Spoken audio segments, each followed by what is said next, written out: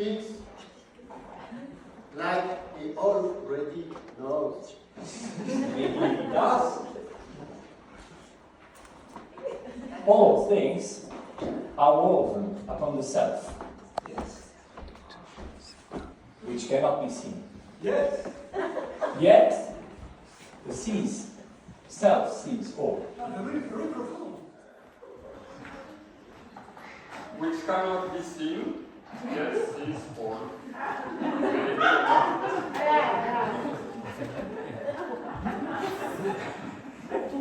And then a woman stood up. Gargi. Yajnavalkya, may I ask you a question?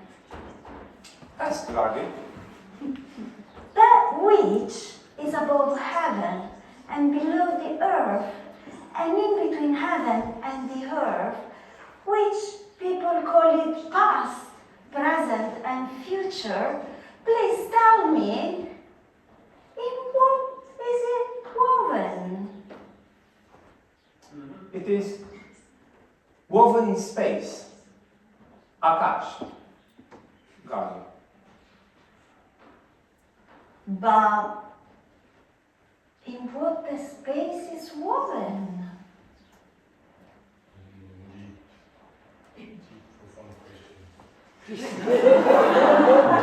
Gargi, you're asking deep questions.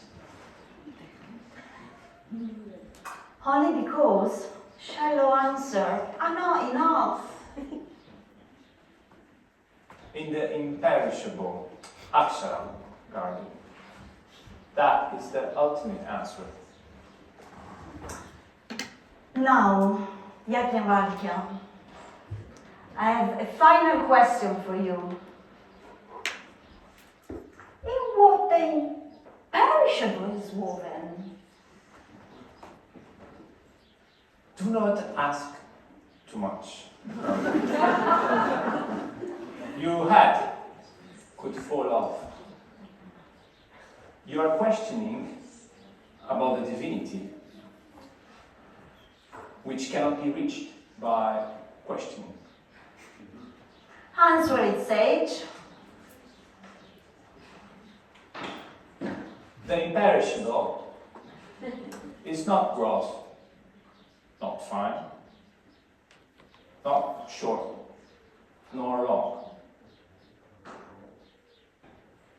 It has no ears, no eyes, no speech, no mind. It is neither inside nor outside. It is never seen, though it is the seer. It's never heard, though it is the hearer. It's never thought, though it is the thinker.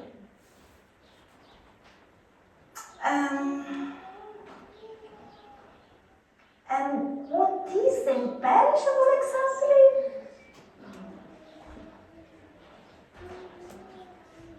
It is the ultimate reality, Brahman.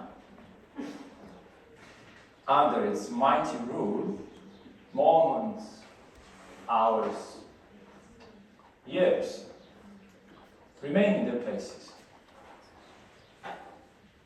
The sun and the moon are held in their path by that imperishable. In this consciousness, all things, including space, are woven. You have given your ultimate answer.